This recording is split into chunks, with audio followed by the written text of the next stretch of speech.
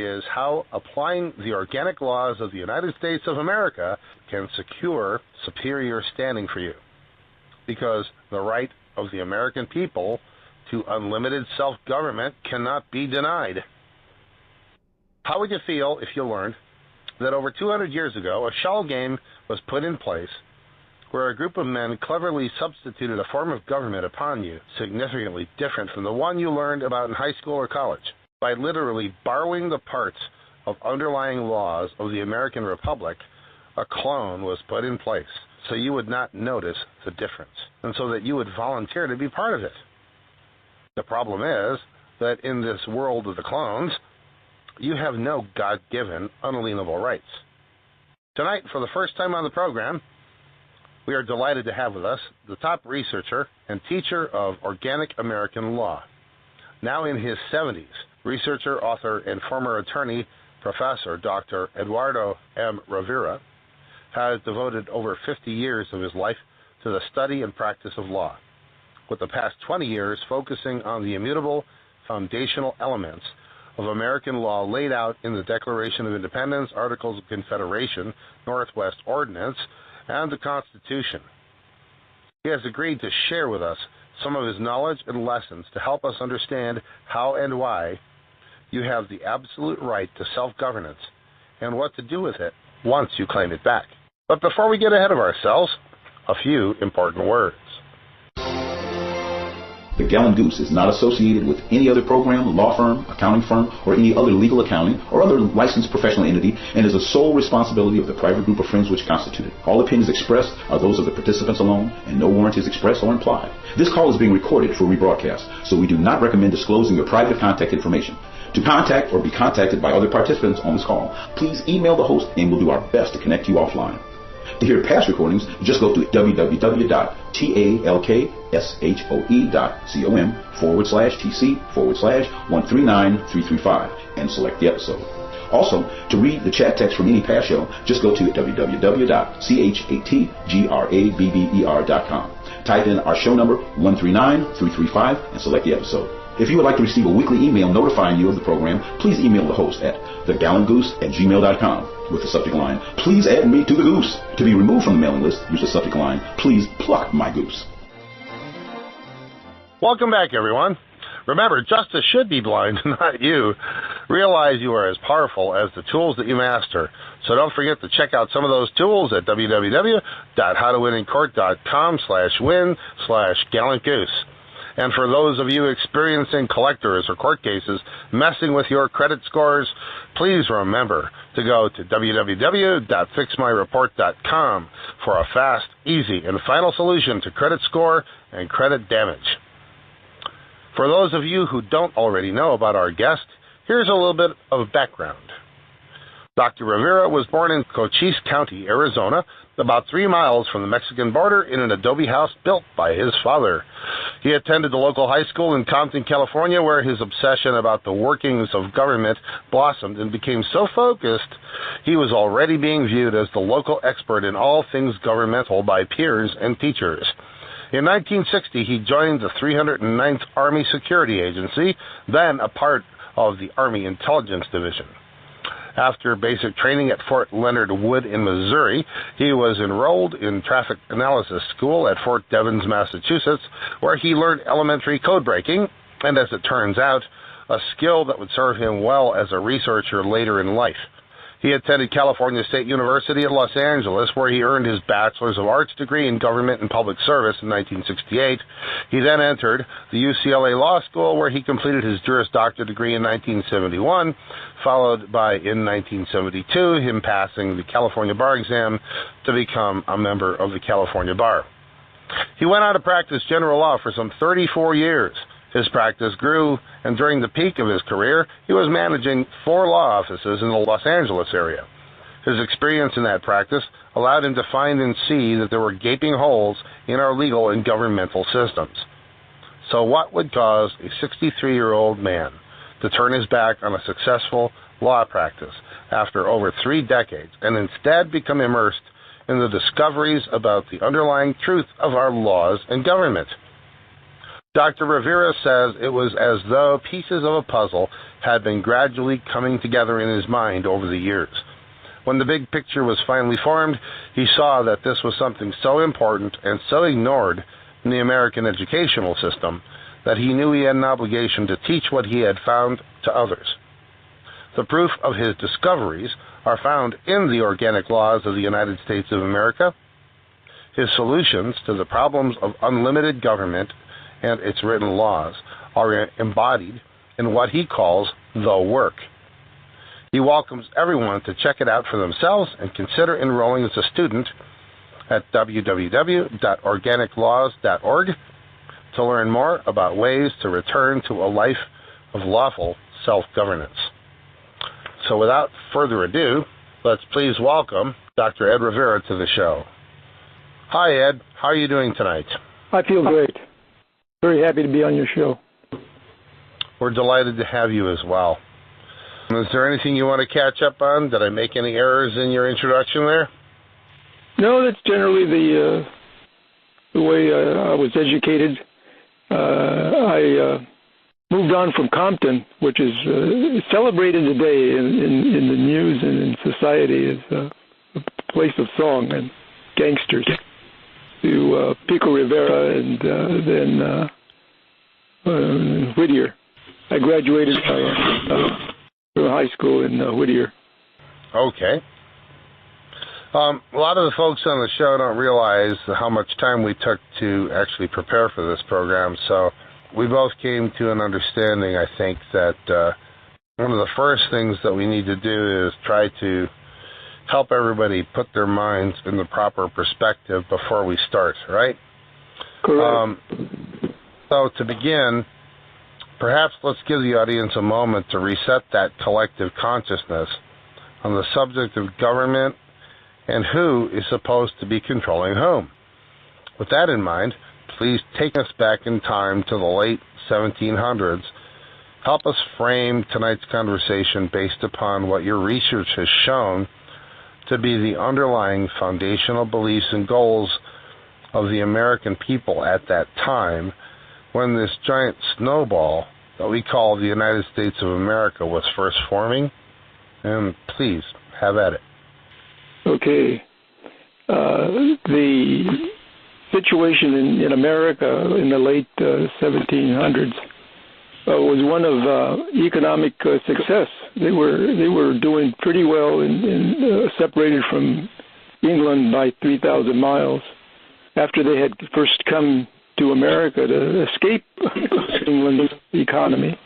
So they had a good thing going until Great Britain became involved in several wars with France and Spain, and as a result of those wars needed financing, needed money. And of course money back in those days was gold and silver, which Americans had not very little of, because those metals had not been discovered in New England, the 13 colonies, until a little later. So the English government imposed taxation heavily in the colonies, which set off the colonists to a large degree because they could not find the species, gold and silver, to pay those taxes. So as a consequence, they decided it was a lot easier to from that down the mother country and try to start their own government. So what we have in early America is a situation where it's economically unfeasible for Americans to continue a relationship with the old English government, which was the English monarchy.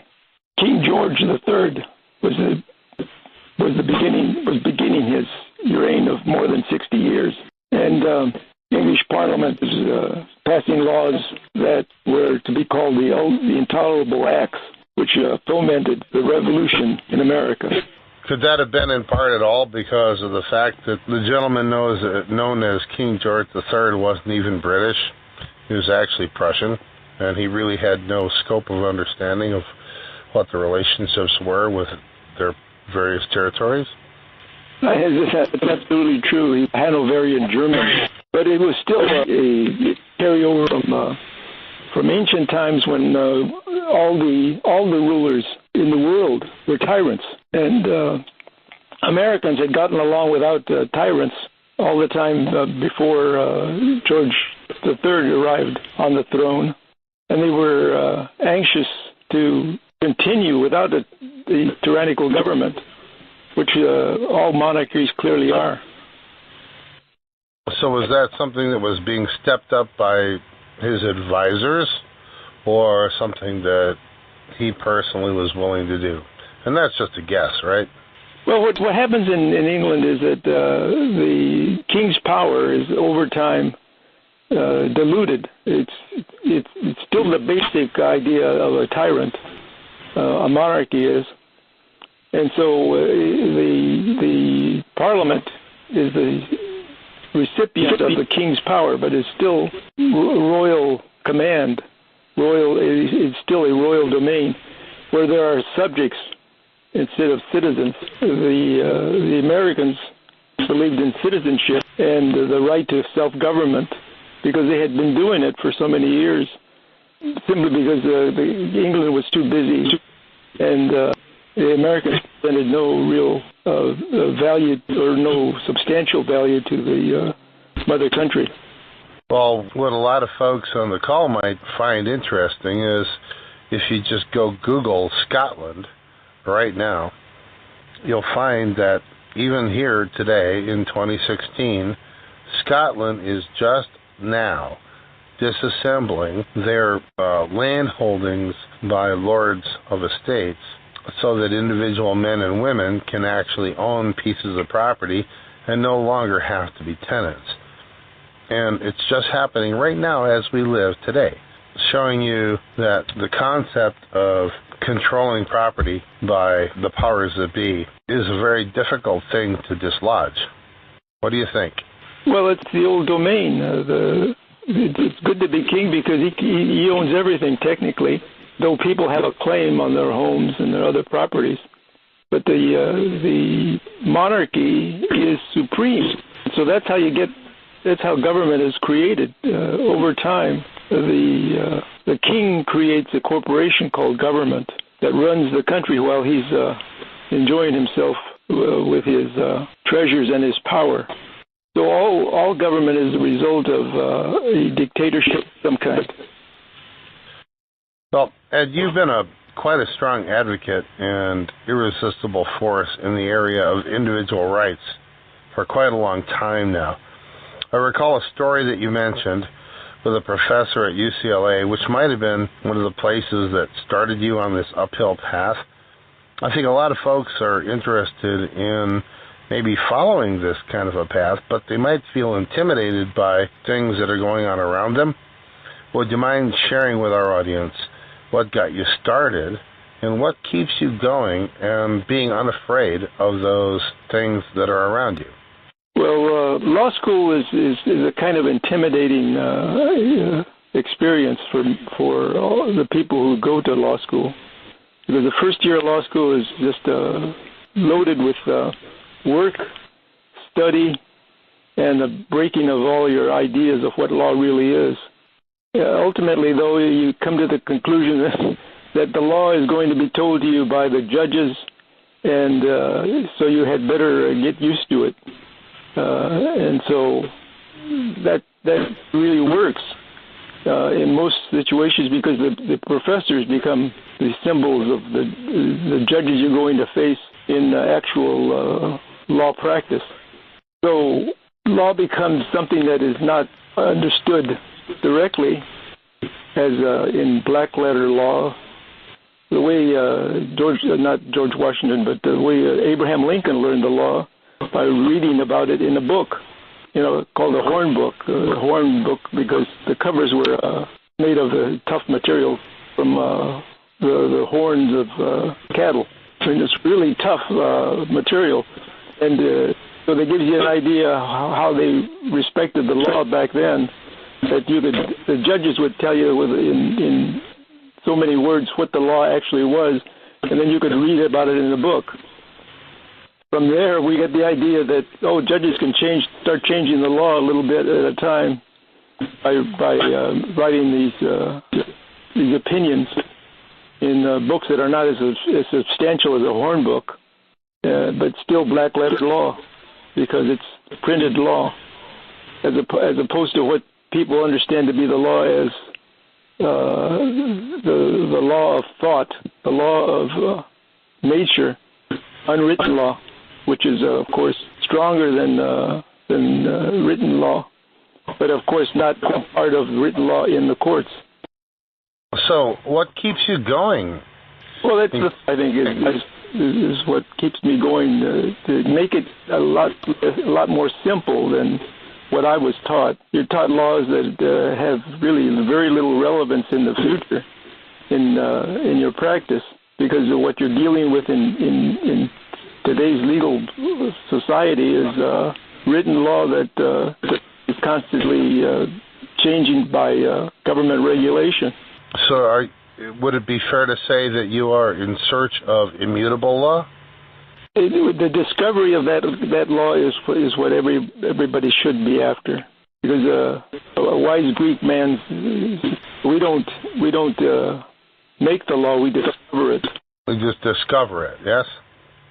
So that's the immutable, unalienable rights that consist of your power to connect with the immutable laws of the universe. That sounds really amazing. So if we were to sit down for the first week of, let's say, your basic class in law at your website, imagining that we actually had a classroom to sit down, right?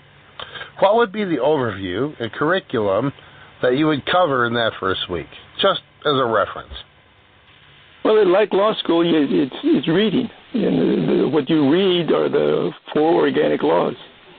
Once you get a taste of them, you find out, well, they're just almost as complicated as any other law, because written law is a difficult thing to understand unless you have an orientation to it.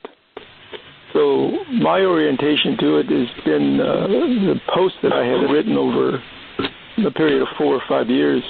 And in those posts, you're given little bites of the way a lawyer thinks, so that you can start thinking like a lawyer yourself, paying attention to every detail of the written law and the concept of justice or equity that was behind that law, so that you could understand where that law came from. Because written law has a past history, and with we are fortunate that the 4 organic laws kind of track that history from the Declaration of Independence, which separated us from the law of King George III, the rest of the monarchy, to the present, which is the Constitution, which is a law for the government of the states that form the Confederacy, and the law for the territory that is going to be added to the first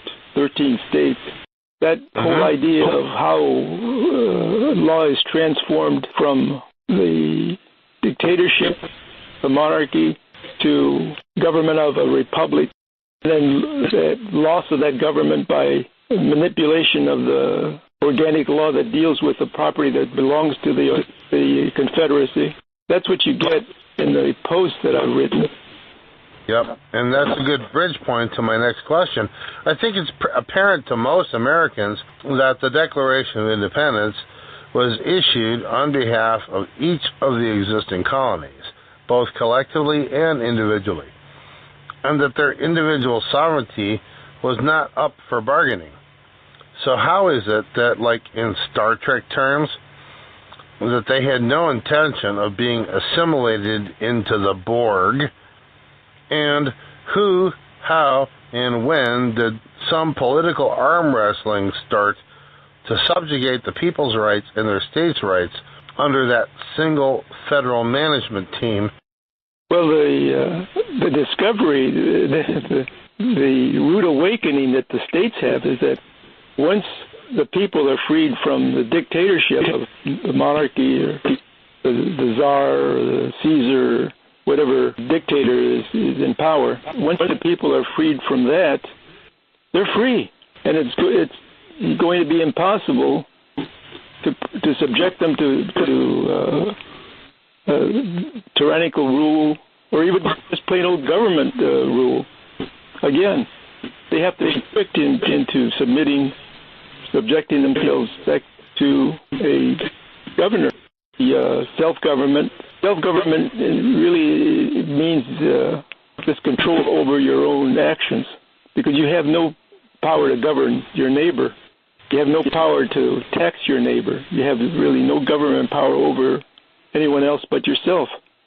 That was the ultimate realization that led to the Articles of Confederation, where the states had to create a association with the other states and allow the people of those states to freely opt out of being governed by claiming free inhabitants rather than citizens of a particular state.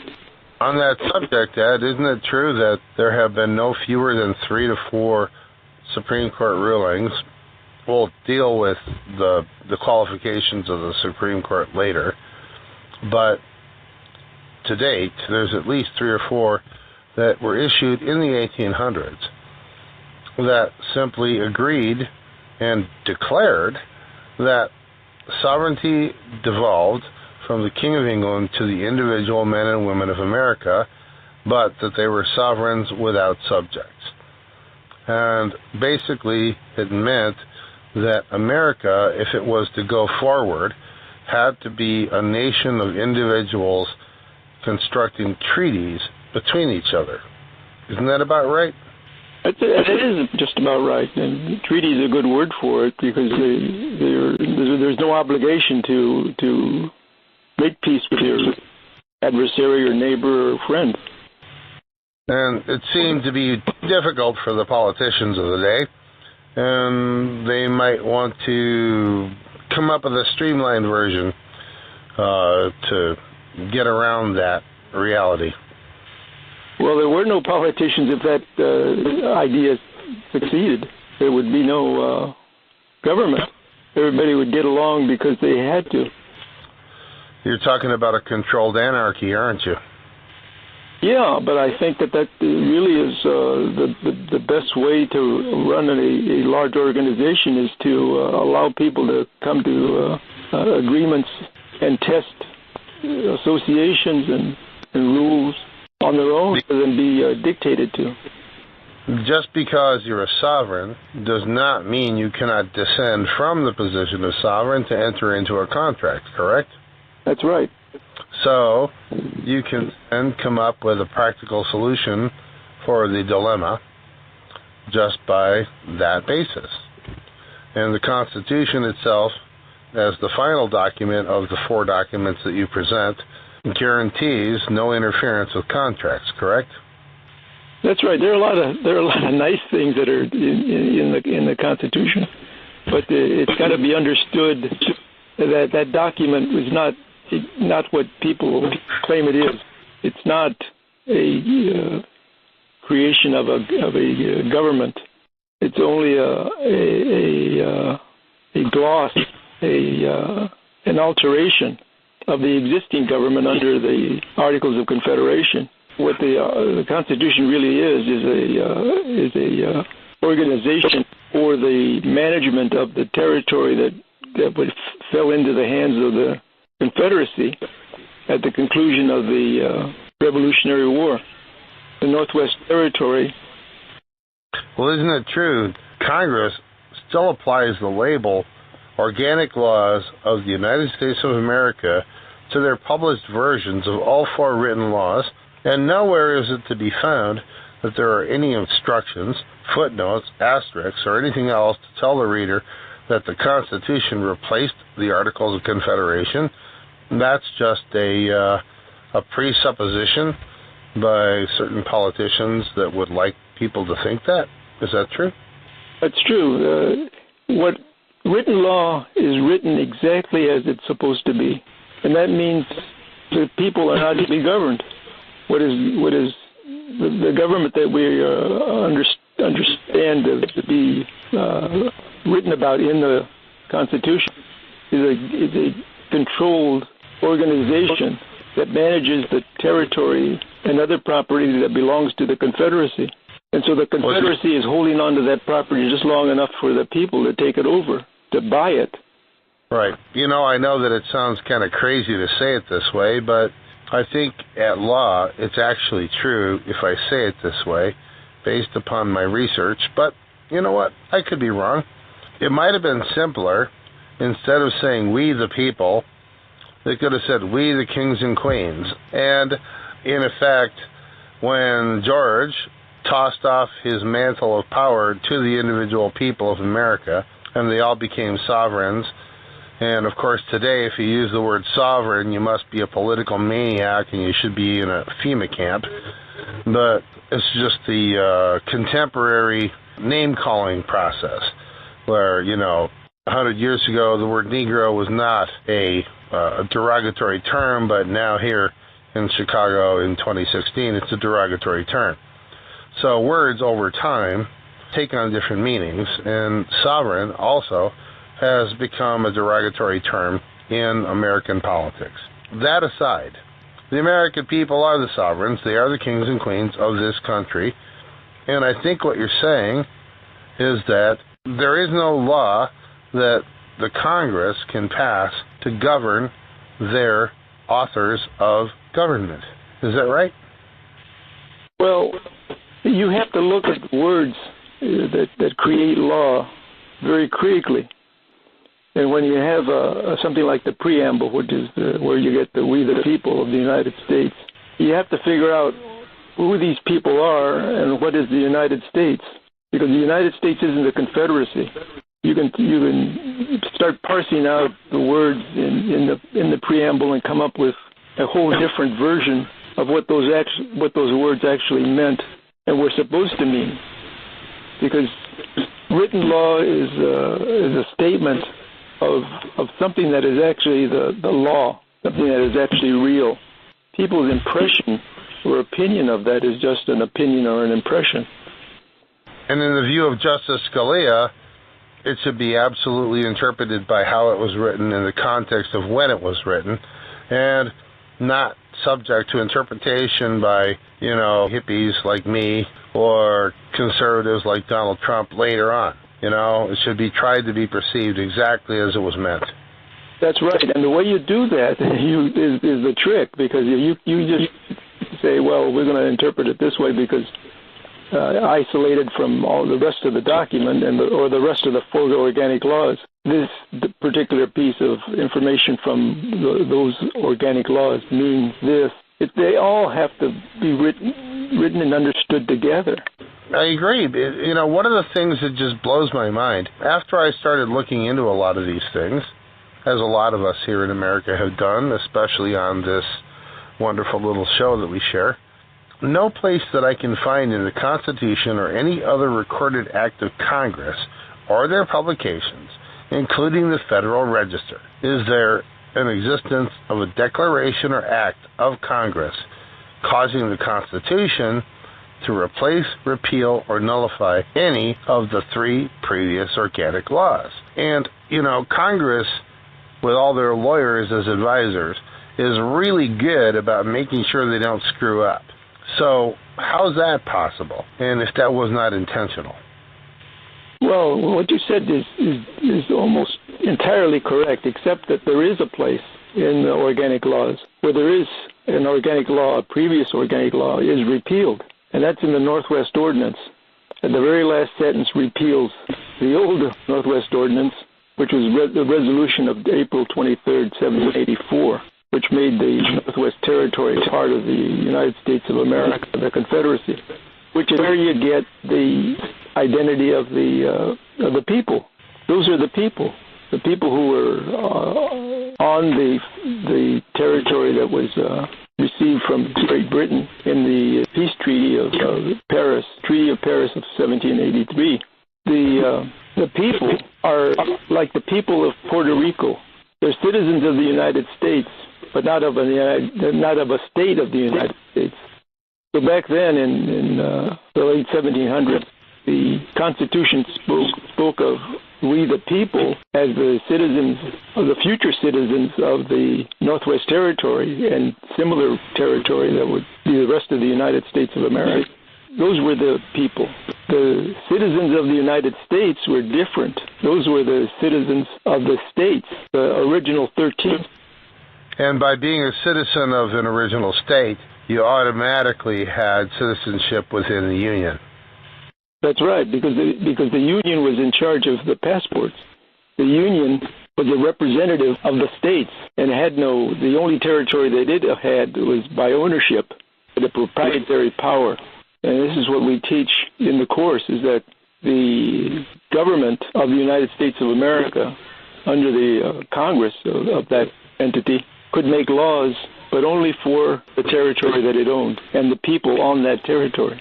That continues to today, so that they're making laws just for citizens of the United States, which are the old people of the United States in the preamble, but not for the people in the states. There's a lot of emphasis placed on a particular phrase, I think it's in Article 6 of the Constitution, where this Constitution and all treaties made shall be the law of the land. Why is it that the law of the land should be limited to the land that is owned by Congress and is not supposed to apply to the people or their land? Well, for the simple reason that that's the only power that Congress has. They don't have power over people. That was given up when the king was thrown out of power in America. All power over the people was eliminated. So they were freed. That's why the Americans are free, is because there's no king. There being no king, there's no government. So you have to consent to something that was created in the Constitution, which is an organization based upon a corporation, and you buy into that corporation by becoming a citizen of the United States. But by what means has the federal government been nibbling away at private property to make it theirs? Well, they pretend that they're legally constituted to make laws for the people, because they screw around with the language so that everybody believes we the people is us. So we the people is the people on the federal territory. You can look at the document. It's just one sentence. So you can look at the sentence and see that we the people of the United States do ordain and establish this Constitution for the United States of America. Well, there's the Confederacy.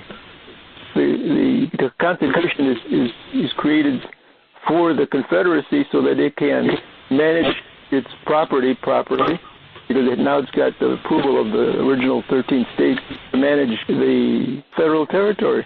But now I'm completely confused the way that just sounded to me. Let me just say what I heard. We the people of the United States, not of the United States of America, do ordain this Constitution for the people of the United States of America. No, it's not for the people, for the United States of America. Or do ordain this Constitution for the United States of America. Well, that sounds like, an interloper sticking their nose into my business and making a declaration over something that they've got no business making a claim on.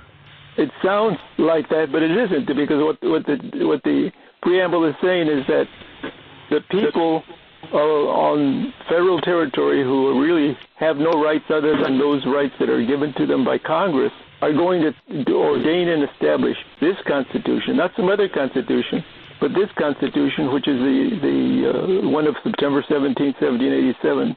That's the date that it was signed by all the other delegates, including George Washington, who was the president. But it's not signed at any other time. My, oh my. It's not accepted. It's not adopted by government.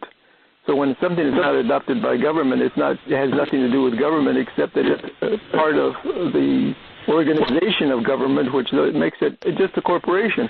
The corporation is created also by organic law, because organic law creates something. Is this like Walmart making a decision for the American people? Well, Walmart does make decisions for a part of the American people. It's customers. It also has employees and it has managers, because it is a corporation. But in this respect, it's making a presumption that everybody's going to follow along. Well, that's why I like Walmart, because I don't have to go there. But when I do, it's my choice. The government is different. The government is something that you have to do. Well, if there was a king, then you'd have to bow down to the king and kowtow to a dictator. Well, in effect, isn't the United States of America just a big co-op and insurance company created by the several states themselves for their collective protection? For their collective protection, yes. It's a confederacy that has definite powers transferred to it. They're delegated powers from the states, but from the states, not from the people. The basic power that was delegated to the confederacy was the power to make war and to defend in a war. It's retained by the people too. They still have an obligation to defend themselves. So are you saying that people that live within a state don't necessarily have to assent to or agree to actions by a particular state government that surrounds their property? All state governments are a subdivision of the federal government, which means they're subject. Their laws apply to the same property that the federal law applies to, federal territory.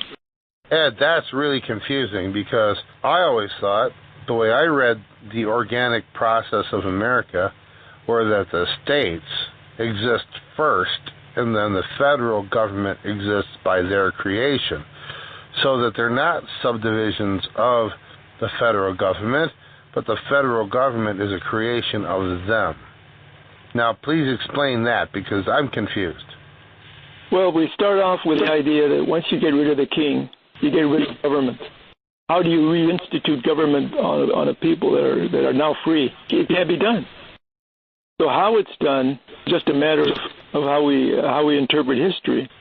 And the way it's interpreted is, well, they came up with this idea, let's create a constitution that's going to give the government power and create a central government with a lot of power. And believing that makes it so. But it's not true. It's just a matter of manipulation of the words, so that you create the idea that people have a government that controls them, when actually they're people that are free. How do you define freedom unless it's an absence of written law? Are you really telling me that this is all just make-believe? Yeah, absolutely. That's what it is. It's make-believe. Well, this is the crux of the course, is teaching you how to look at the words and come away with an understanding. Hey, this is just pretend. It's like playing cops and robbers or cowboys and Indians in your backyard. And when we were kids, I mean, God, that's totally unacceptable today politically. But, when we were kids, it was totally fine to go out there and play adversarial roles in your backyard until your mom called you in for dinner. But you're saying that this is like taking that belief system of cops and robbers or whatever and moving it into reality. Well, that's all really life is anyway, is to pretend. How much of what we do is real. So it's really just a way of re-examining what's important to people. And the basic things that you cannot quantify in words is the reality. And the words are to be examined to see when are you being fooled into doing something that shouldn't. Well, personally, I just don't know why people don't like reality, because I love growing a garden myself. Additionally, as a comparison to today's make-believe securitization schemes, could the United States also be described as a great big pooling and servicing agreement, using resources pledged by the states to pay for their mutual defense and commercial arbitration? It just seems to me that these are just an extenuation of individual people that don't want to take individual responsibility and pulling it and servicing it across a broad spectrum of other people, so that their next door neighbor pays for when they smash into somebody's car. It just, to me, it seems irresponsible, but Is that where we're going with all that? Is that the purpose of this? Well, it's all going to collide in a big crash because you can't have something good that results from a lie. The lie is eventually revealed, and people just lose interest in continuing the lying. I think that's what's happening now, and especially now that we've discovered exactly how it was put together and accomplished. So, again, take us back to the old days and explain, if you can, how did those elected officials of the federal government grow their own head and become the creature from the Black Lagoon to convince the people that they were subjects to their own creation? I really want to know, where do you think that happened? Okay, you have the release of freedom in the Declaration of Independence. Everybody's free in America once you get rid of the king. So they just had to have the war with the king in order to defeat him. And so they did, but they did that. And that was accomplished under the Articles of Confederation.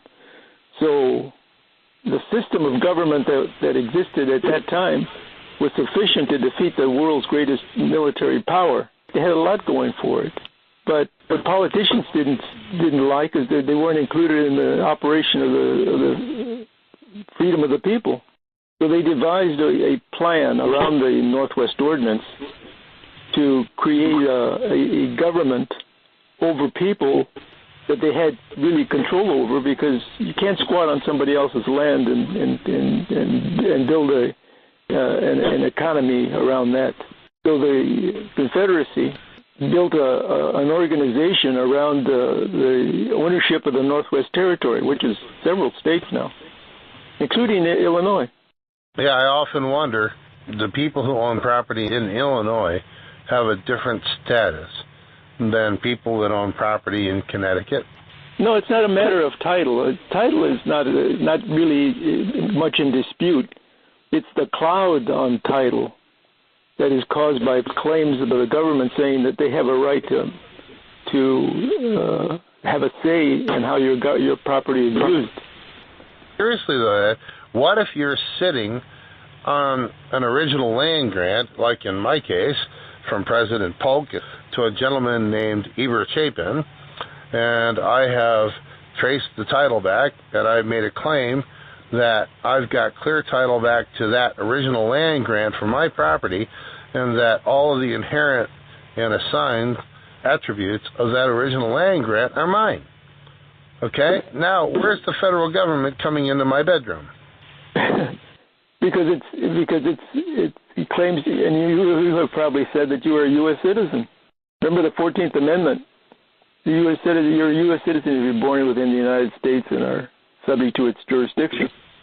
I try to maintain a sense of neutrality here, but believe me, I've done a couple things that would rebut those presumptions. Well, but if everybody believes it.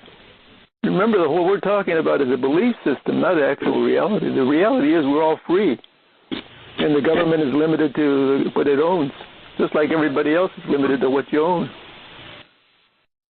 So what you're saying is that my jury of peers will crucify me. Yeah, because your peers are those people who think that they're 14th Amendment citizens, subject to the jurisdiction of the United States. Lovely.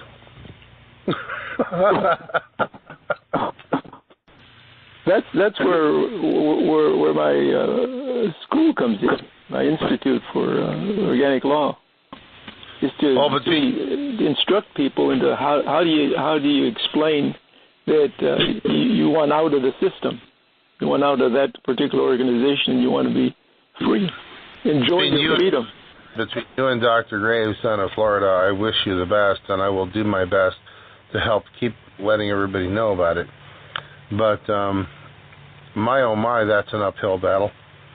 It was an uphill battle until we made some of these significant discoveries. It's easy now, I think. Before we have to take a break here, let's talk a little bit about how all this stuff applies to the courts. You say that the government doesn't want you to know how the courts have been rigged in their favor. Can you talk to me a little bit about that? Well, why do people go to a court? I mean, say that they have no idea what the courts really are or how they've been created. They have faith in the law. They're law-abiding citizens. So they think if they go to the court, they'll get justice, which is an abstract term of unwritten law. Justice, equality, freedom, all those are abstract qualities of unwritten law. But the courts are written law courts. The written law is the law for the government. The law is written for the government, by the government. It's skewed in their favor. You'll probably never get justice in a court of law because the law belongs to the government.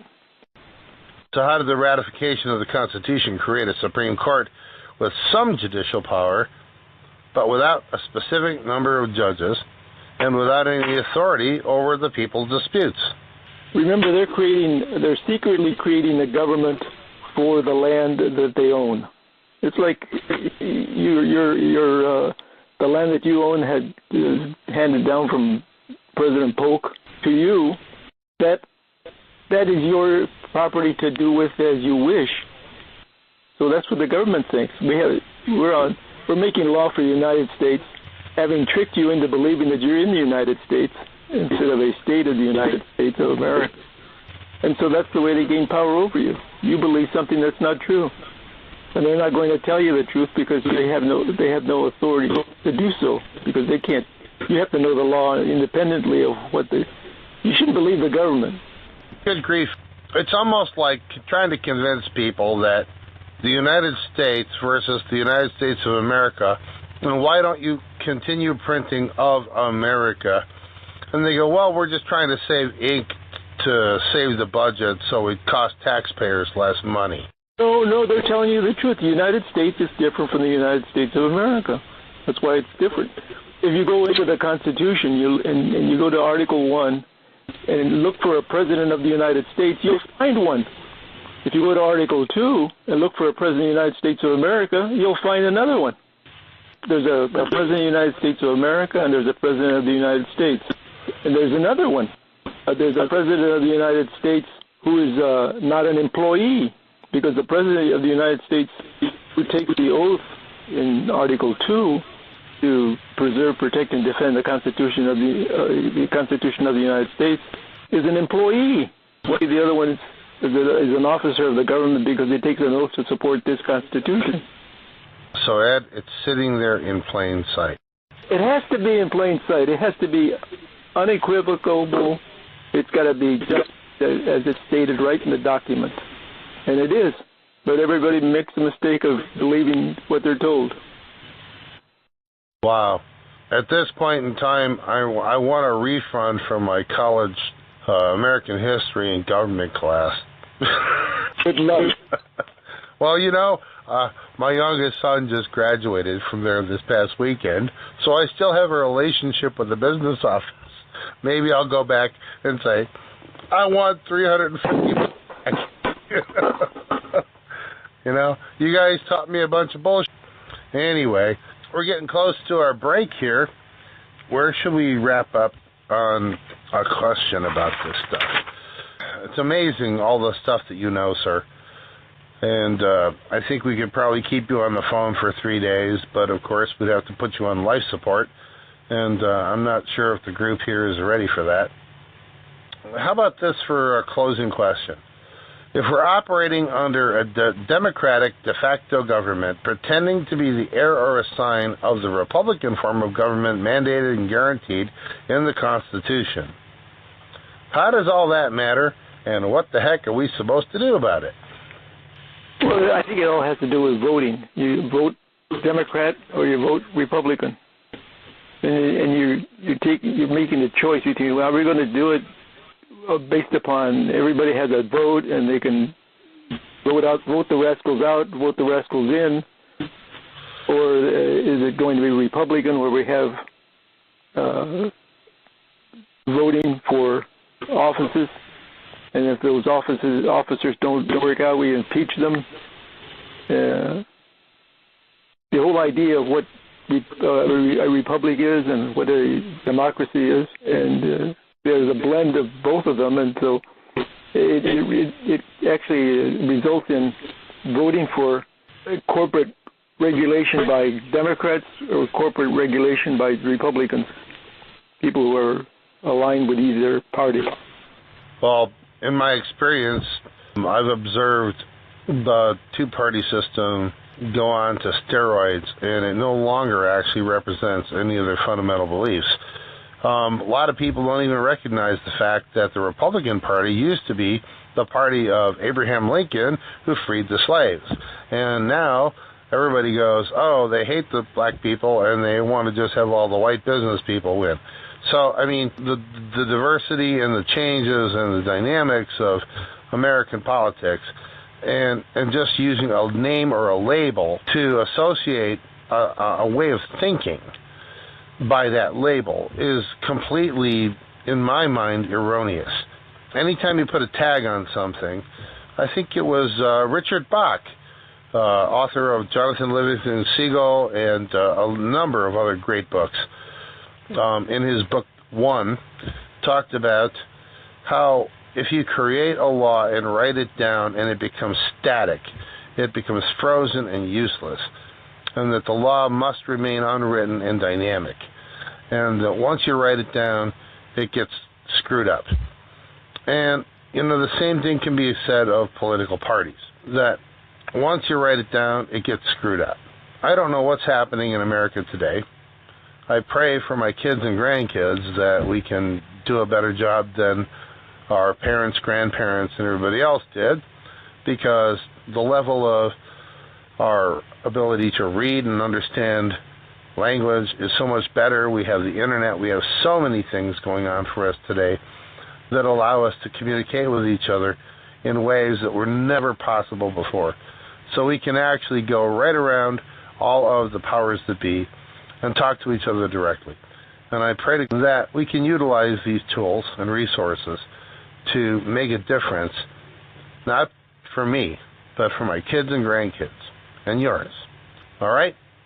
With that, would you like to take a break and have some questions from our audience? I sure would. All right. Everybody will take a couple-minute break, and we will be right back with our wonderful guest, Dr. Ed Rivera, and some fascinating facts and opinions. I hope that you can all take a moment to refresh yourselves and prepare yourselves for some good Q&A. Remember, this man has definitely been around the block, and he's probably older than all of you on the call. And I've got to give him a lot of props for being able to stay with us this long. All right, ladies and gentlemen, we will be back.